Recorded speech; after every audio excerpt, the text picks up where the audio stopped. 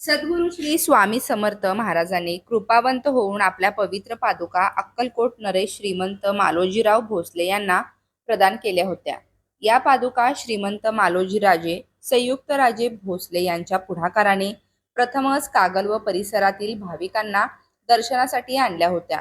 सकाळी 7 मोटेच्या विहिरीवरील बंगल्यामध्ये पादुकांचा विधिवत अभिषेक सोहळा मंत्रघोषात श्रीमंत प्रवीणसिंह राजे व त्यांच्या सुविद्य पत्नी श्रीमंत नंदिता देवीराजे यांच्या अमृत हस्ते पार पडला।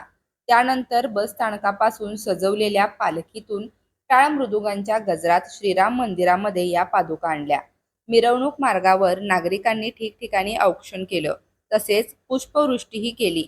पादुका दर्शनासाठी दिवसभर नागरिकांनी रीघ लावली होती। यावेळी अक्कलकोट नरेश श्रीमंत मालोजीराजे भोसले तिसरे, श्रीमंत सयाजीराजे भोसले, राजे बँकेच्या अध्यक्षा नवोदिता घाटगे, वीरेंद्रसिंह राजे घाटगे यांच्यासह भाविक भक्त मोठ्या संख्येने उपस्थित होते।